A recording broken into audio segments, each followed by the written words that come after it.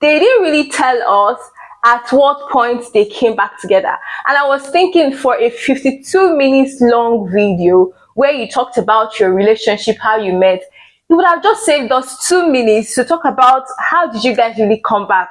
I feel like this video, even though I love it, I appreciate it, but it wasn't as vulnerable as it should be, going by what the Ife series stands for. And when she talked about being strategic in making a decision to marry, I get it. But one thing I would not do is, and this is where, for me, what she said, I'm taking it 50-50. I think 50% she's correct and 50% I do not agree. I totally disagree, okay? And what do I mean? I, for one, cannot be in a relationship where I am just taking and taking and taking. I'm being like a parasite in the relationship. It shouldn't be like a parasitic relationship. A relationship, or a marriage in this case, should be a symbiotic kind of relationship. And so this is where I beg to differ. One thing I like about this episode of Dear Ife series with Frank, iTom and Ifedayo is the fact that they try to demystify a lot of societal misconceptions.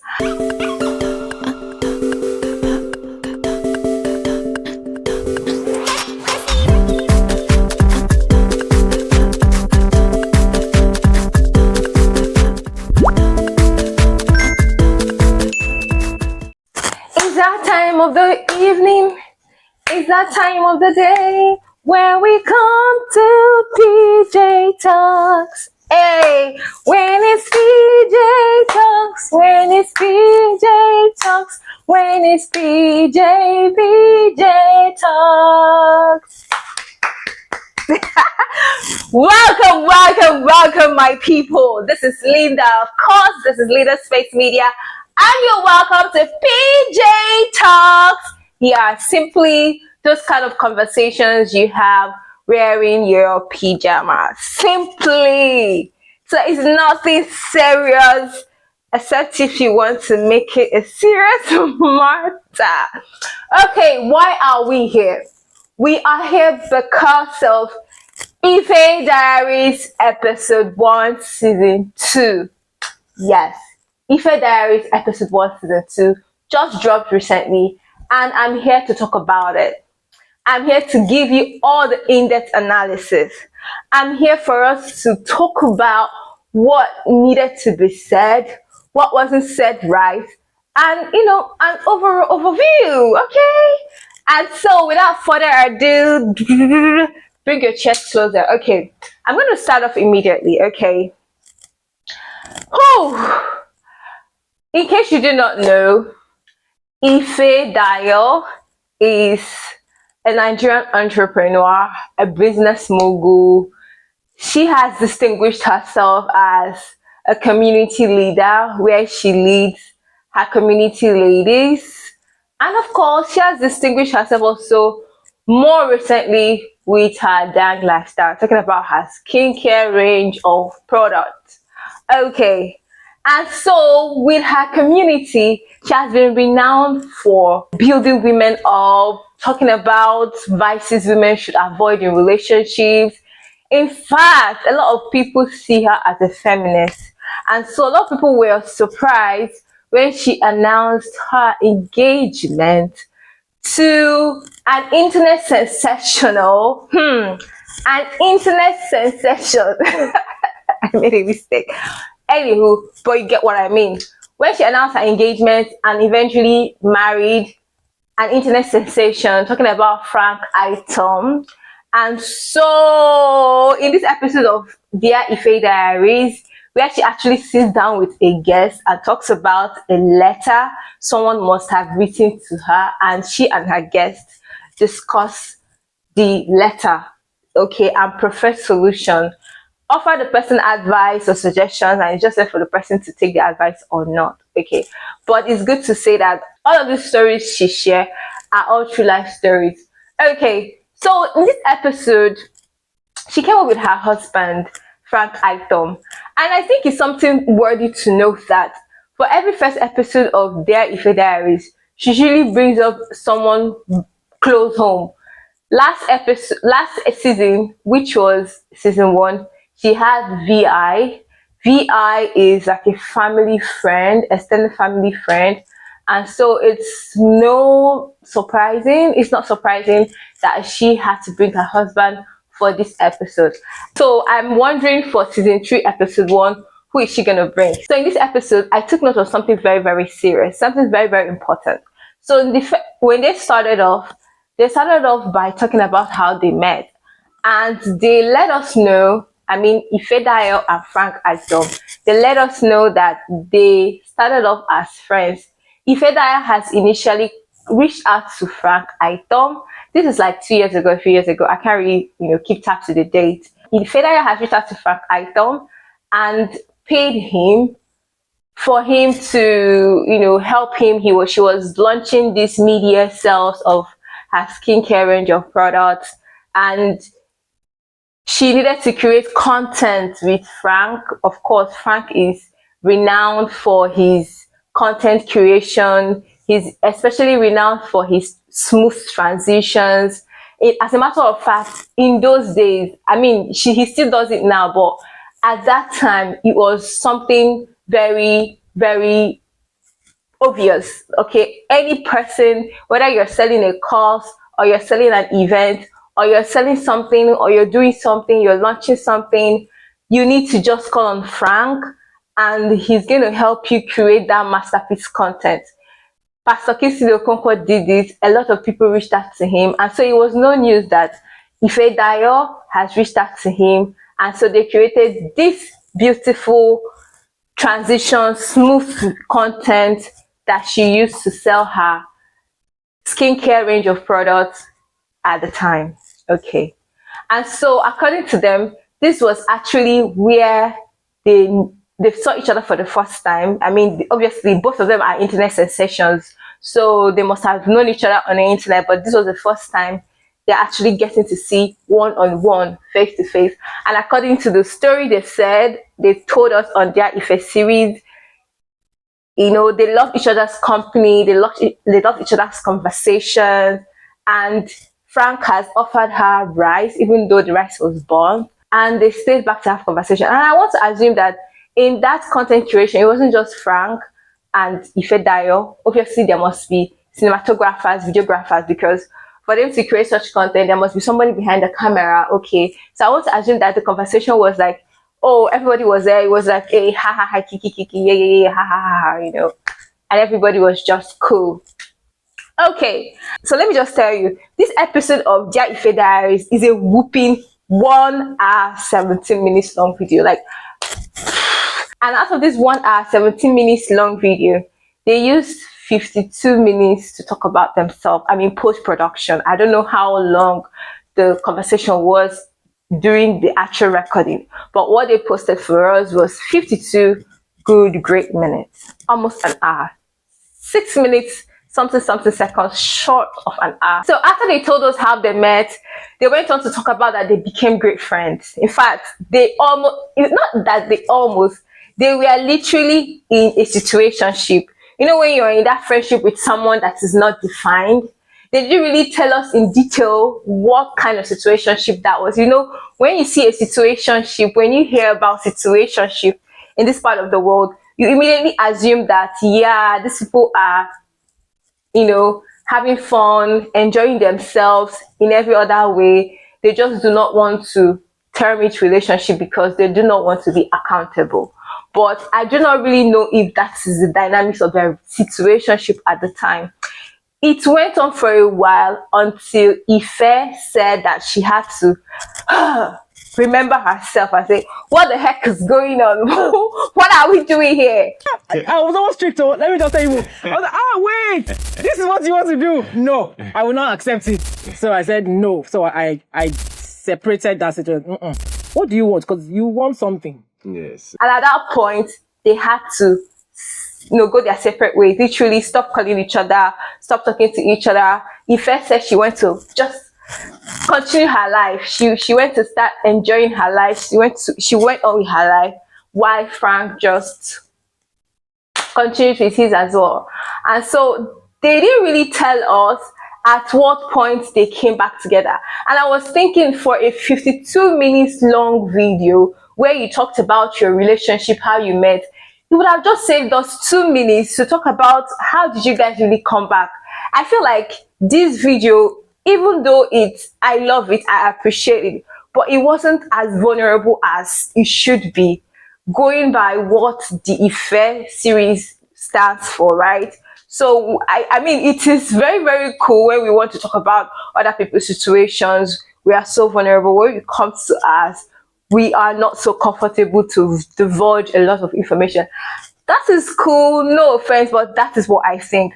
And so they went about to talk about, they were literally clearing some misconceptions, trying to demystify some misconceptions. And so they spoke. Ife had asked Frank, how about, what did you think? How did you feel? What do you think? Or did you feel that I'm older than you? Or what were you thinking? Did you put that into consideration when you asked me out? Something in that line, right? Did you know I was older than you before you ventured venture capitalist ventured into, oh, I want to be close to this person and then date this person? Did you know that you were older than me? And so Frank has answered that such things doesn't really come to his mind, that he grew up, according to him, he started school at the age of 14. And so he has always been in the midst of older people. And so for the fact that Ifedayo is older than him did not really matter to him so much. And he went ahead to praise Ifedayo's skin, glowing skin, beauty, and all of that. I started life really young. Right. I was pushed into life really young. And all of the people I interacted with, from guys to girls, they were all way older than me. And it never crossed my mind as to play with your age mates, or I just thought, if you have a genuine connection with somebody, whether it's a friendship, a business relationship, that has always been my expression of the way I relate with people. Right. So when you came and we started to grow that friendship, it didn't really, it was not something to even consider that, and at the point where I thought, okay, I would like to ask you out, it was also not a thought that, it was none of that. Plus, you look really good, if I do say so myself. I mean, all are very palatable and nicely demurely looking, so. I remember the time when they came up public with their relationship. One of the things that was so hot on Twitter was the age difference thing. Yeah, but I was envisaging, immediately that age difference conversation came up, I was thinking that they would be comfortable and vulnerable enough to talk about it, to say, yeah, I am this, and Frank says, yeah, I'm this. Like, it's their Ife series, for Christ's sake, right? Yes. And so they talked about the age difference thing, and they moved on to talk about toxic masculinity. So with so yeah, I am not a man. I cannot relate with toxic masculinity, but Frank, being a man, spoke more about it. He spoke at length about it, how people would think he is gay while he's not, and how the thought of why not even try being it obviously came to his head, and how he shook it aside, how he almost deleted 50% of his photos on Instagram just to prove to himself that he is not this person, just to shut down those thoughts in his head. And he went ahead to talk about the societal, expectations of a man, how you're supposed to act in a society, how you have to be strong, how you don't have to show emotions. And then he went ahead to say that he has friends that they all show emotions, and he literally begged society to stop such misconception. One thing I like about this episode of Dear Ife series with Frank, iTom, and Ifedayo is the fact that they try to demystify a lot of societal misconceptions. I'm someone, and this is one thing CC Hub, that's Curators Economy African Practice, they are about shutting down societal misconception and and stereotypical perception. And so I was very, very happy when these conversations a lot of times try to demystify or expel so many societal misconceptions. And the toxic masculinity conversation, Frank Itom really, really did a great job with that, and I'll give it to him. After the conversation about toxic masculinity, somewhere along that line, Ifedayo talked about, oh, what did Frank do when they separated, when they went their separate ways? And oh, was it Frank? I think it was Frank that asked her about waiting period or something of that nature. And Ife said that she is not someone who believes in waiting, that she enjoyed herself, and when it was time to get married and the right man came, she got married. And I'm 100% in support of this, because I am someone who do not believe in waiting. Like, I'm someone who believes in enjoying myself. At a point in my life, I'm going to say this, I know this is not about me, but I just need to add this. At a point in my life, I just felt like I wanted to leave the country. The reason why I wanted to leave the country was just because I can leave societal noise, because I felt like the Nigerian society and expectations and perception is that once a woman gets of a certain age, she's supposed to get married. Until today, I do not understand it. Someone was talking to me some other time and said that I will not understand this until I become a parent. I'm like, what do you mean? Like, I am happily, obviously, now, but when I wasn't, it wasn't even, my heart was not skipping a beat. I just enjoyed myself, and I could relate to Ifedayo when she talked about it. I really, really related with her. I love that she spoke about it. I see comments like that, like, oh, waiting is good. Of course, waiting is good, but I wasn't waiting. I was not a waiter. I was enjoying myself every single day of my life. And of course, there were bumps along the way, but I wasn't waiting because I was not a marriage person. Like, what does that mean? You're not a marriage person? Like, remember when we talked, I said, I don't really care about marriage. Like, marriage is not my ultimate in life. I feel that marriage will happen if you meet the right person naturally. You don't have to be struggling for it. You don't have to. So I wasn't looking at, hey, I must marry by force. No, that was, I never desperate to get married. No, yeah. And I never truly understood why women were, desperate to. And I used to write about it a lot. Like, what is this thing? Calm down, enjoy life. It will come if it will come. If it doesn't come, you have not done anything wrong too. Like, it's just what it is. And I hope a lot of young women out there, a lot of unmarried women out there, a lot of unmarried girls out there will actually listen and not just fall into this societal depression, because at the end of the day, it doesn't even do you any good, okay? And after that came to the conversation of love in marriage. And Ife said that a marriage decision should be strategic. She said that it has to be strategic. As a woman, you have to be selfish when choosing a life partner. I also think that at this point where we're all hearing things and saying things, marriage should be a very strategic decision for you. I'm going to ask you, what is this marriage going to do? If I marry you, how does it make my life better? Because don't go and be marrying for love. Okay, I love you. I'm just telling you, don't go and be marrying, because it's true. I love to love. I understand that love is important in a marriage. Yes. So I would rather go the route of consistent loving somebody, but love does not make me marry. It is, even though I love you, and I cannot see that this marriage will make my life better. We all have to be selfish as human beings. It's true. If I look at you and say, how will this thing just make me? Because marriage is so disadvantageous to women. It's the truth. Women need to sit down and say, if I'm going to marry you, what will it do for me? And she went on to say that the result of marriage is love. But the result of love shouldn't be marriage. For the fact that you love somebody shouldn't be the only reason why you end up marrying this person. So this is my take on this. The idea of love not being enough for you to decide to marry, I get it.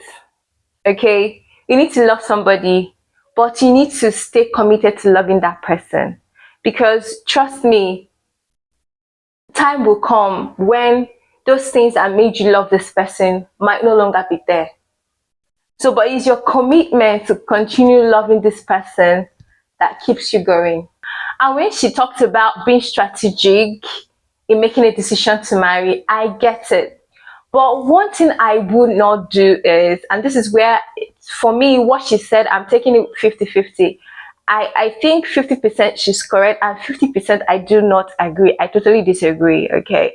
And what do I mean? When it comes to making sure that the person you want to end up with, there is value, the person is giving you value, you should also consider what value you are bringing to the table. Okay, because I for one cannot be in a relationship where I am just taking. I'm being like a parasite in the relationship. It shouldn't be like a parasitic relationship. A relationship, or a marriage in this case, should be a symbiotic kind of relationship. And so this is where I beg to differ, that even though that, okay, this person that I'm with, I'm getting a lot from this person. I'm getting a lot of value. This person is affecting my life positively, impacting my life positively. I should also think, how am I impacting this person's life? Because trust me, a time will come, if you do not impact the person's life, if it's all about you taking, the person is just adding value to you and you're just taking, and you're not adding value back to the person, your self-esteem will diminish. It will reduce greatly. And so it is very important. To me, this is my opinion. This is what I think.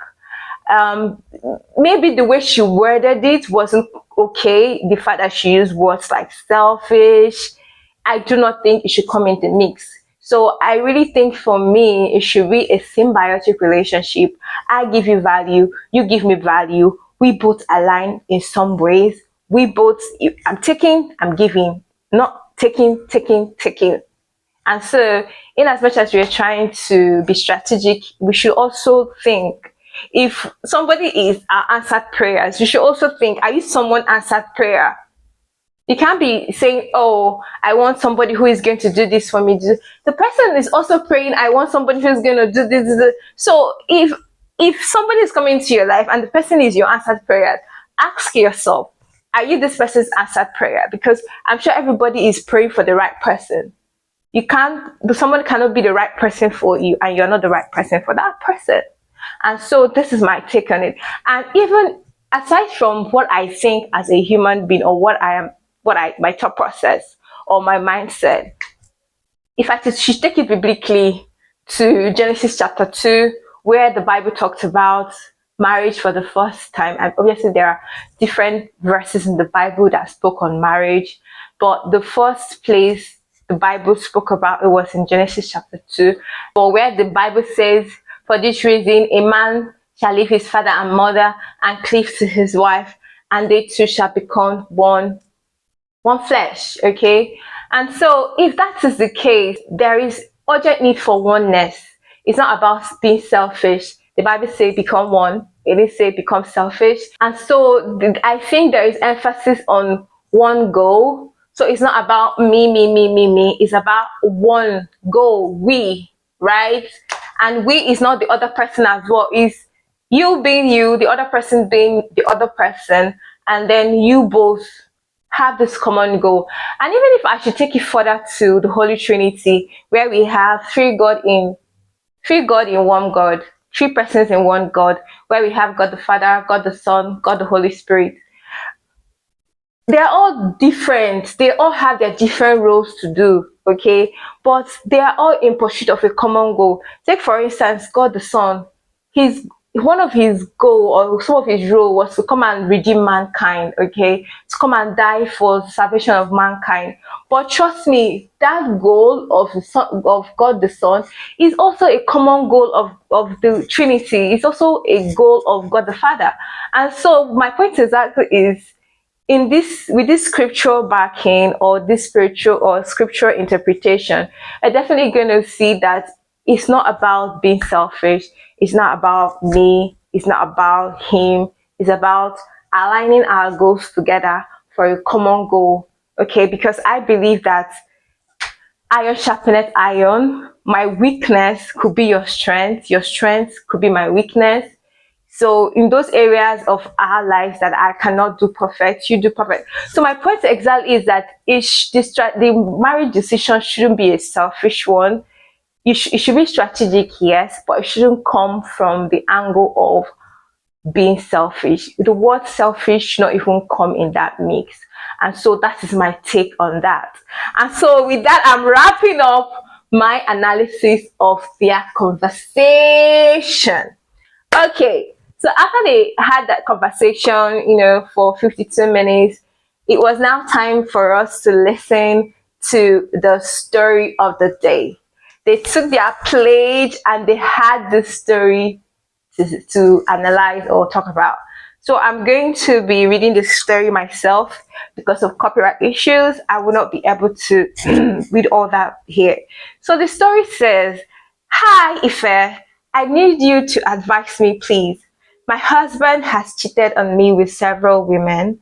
We are 9 years into our marriage, and according to him, he started cheating in our fourth year. I've caught him several times and he apologized. This year, 2025, he swore he's a changed man, and I'm trying my best to believe that. We have been living fine, but we had an argument 4 days ago, and I realized that I have not really healed from the hurt of him cheating on me with several women. He has apologized after the arguments, but I have not been myself since then. Just yesterday, a lady called him and introduced herself as Kosi. My husband asked her which Kosi, and after explaining, the lady asked my husband if he was still angry with her. My husband ended the call immediately. The lady called back about 4 times, but he refused to pick up. I asked him why he wasn't picking the call and why the lady was asking if he was still angry with her. My husband flared up and said, I can never see anything good in him, that I am Miss Perfect, and asked why I was questioning him with the tone I used. He said, is he the only man that cheats? That he has changed, but I am too blind to see it, and that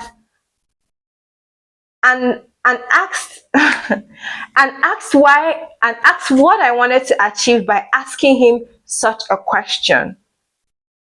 Ife, he said a lot. At one point, I got confused and burst into laughing, and he said I was mocking him. We ended up having a heated argument. I don't know what to do. I want to treat him like he doesn't exist, but it's hard. Please, what is the best way to heal from this? Should I give him some space to figure out what to do? Should I give him some space to figure out what I want? And so this was the story that was read in this first episode. I am not going to go into details to talk about their advices. Obviously, it's out there, okay? As a matter of fact, I have not watched that part. I wanted to make this video and then continue watching that part so that their viewpoints would not kind of influence what I've got to say, because here on PJ Talks is all about analysis, it's all about events, and of course it's all about updates. So I'm going to go on with my own analysis. What I have to say to the woman is this.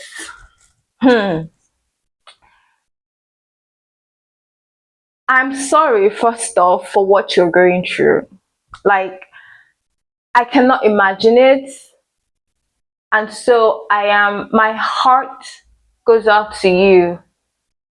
Please accept my you know, my sympathy, and I'll you will always be my prayers. This too shall pass. Okay, and away from that, I need to tell you, my dear, that it takes time to heal from this kind of mistrust. It is not something that you will heal from, because you are asking the question, how can you heal? Should you give him space to know what you want? My darling, it takes time to heal from this kind of mistrust. It is not something that you can easily heal from.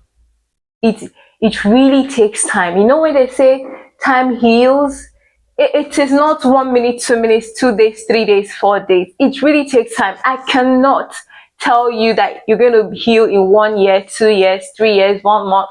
I cannot sit down here looking at this camera and simply tell you that. I will be lying to you. But one thing I can tell you for real, for sure, is that it takes time to heal from this kind of mistrust. And there is nothing wrong with that. Take your time. Take your time. But I need you to ask yourself a fundamental question. And the question I need you to ask yourself is there anything that is worth fighting for in this whole situation? Ask yourself that question. I don't know, but you are the one wearing the shoes, so you definitely knows how it's pinching you. I can only imagine, or if I can even imagine, but you are living this reality. And so ask yourself that fundamental question, if there is anything worth fighting for. And so if there is something worth fighting for in this marriage, then it's very important for you to heal. Because if you do not heal, you are going to lose that thing that you want to fight for, or that is worth fighting for. Okay? I'm going to come back to you, my dear lady. But I want to talk to the man now. The man might not see this video, but there could be many men in his situation who are constantly cheating on their women, on their wives. And so you are expecting her to heal. Probably whoever you are, wherever you are, this message is for you. Listen, young man, gentleman, sir. It is very silly, absolutely very silly, for you to give someone timeline to heal. It is absolutely very silly for you to give someone timeline to heal. Because tell me why you are asking, are you the only one that cheats? That means you're expecting her to snap out of it already. You cannot do that. You cannot do that. You cannot give someone timeline to heal. Everybody heals differently. So if she wants to carry it in her heart and not get over it, there are better ways to go about this if genuinely you have stopped. And this is one thing, right? This is not about me. I can never make it about me. It's about the story. So this is what my take on this story. So I am not for or against one man, one wife. I'm not for or against one man, plenty women. But what I'm against is you not coming out clear from day one.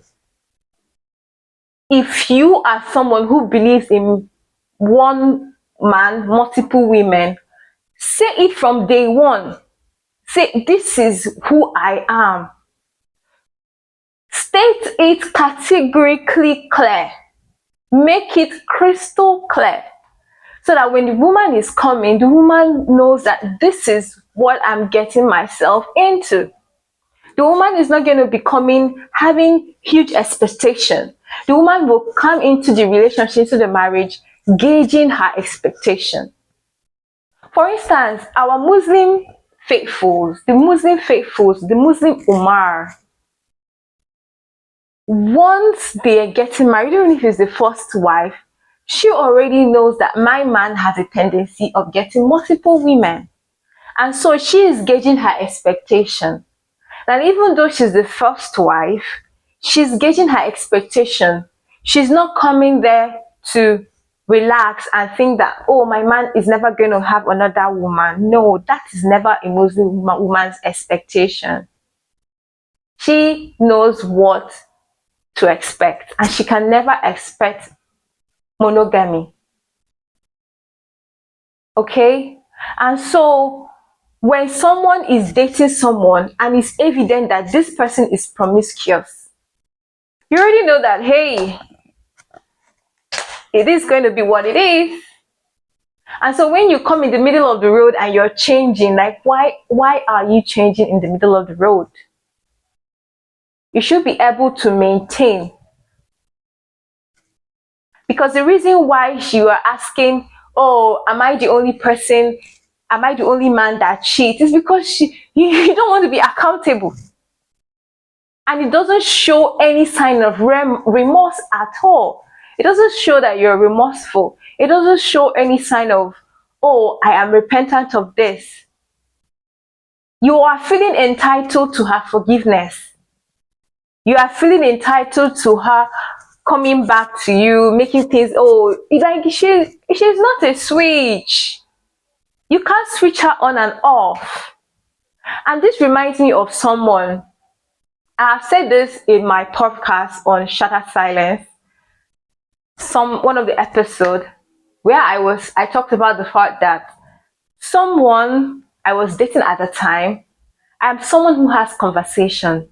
So in my conversation with this person, I asked him categorically, I didn't mince word, I didn't even paint it to be something else. I said, what is your sexual expectation? We were in the talking stage. And so I asked him, what is your sexual expectation of me when we get married? He said a lot of things, but one thing stuck with me. He said, when we start, and if you have not given me a BJ, you have not done anything. If you have not given me a BJ, it doesn't look like you have done anything. Like, for me to have a good sexual intercourse, you must have given me this. I said, okay, no problem. And so I knew this person's expectation. I began to ask myself, can I really, is this so? If I'm to do this with you for 2,000 times in my life, so for 2,000 times, I'm going to do this with you. If I marry you, I'm going to be doing this. Am I cut out for this? I asked myself those silent questions, and immediately I knew that this is not what I can do. I had to leave. And so these are the kind of conversations we should be having. What do you think about marriage? Do you feel a man should have many wives, should cheat? Do you think cheating is a deal breaker? What is your take on cheating? And listen to what that person is going to say. All right, so this is what I'm going to tell the man. You cannot give someone timeline to heal. You've offended someone, you have apologized. Give the person time to heal. Do not feel entitled to the person's forgiveness. The person is going to forgive. What you should be praying for and aiming for is for you to gain her trust back. Pray for it. Don't be entitled to it. She gave it to you and you threw it away. So this is the consequences of you throwing away the trust. Give her time. If you people need to go to therapy. And so I believe that the trust is going to be, built back little by little. And young woman, just reach out to your husband. Tell him that you need his support in this. Tell him you need his support. You need him to tell him you need time to heal. Both of you go to therapy. I'm sure the therapist will be in a better position to talk to both of you the way that needs to be talked to. You need the time to heal. But remember the fundamental question I asked you. Is there anything in this marriage that is worth fighting for? And if there's anything worth fighting for, then you need to take your time and heal. Don't rush the process. Darling, do not rush the process. Don't let anybody rush you. You are entitled to take it one step at a time until you are healed. See, once a trust is gone, it is very difficult to build it back. And it needs time. And so you are not crazy for wanting more time. All right? Take your time. And I believe everything is going to be okay. Everything's going to be all right. Everything's going to be all right. Everything's going to be all right. Everything's going to be all right. Now, my girl.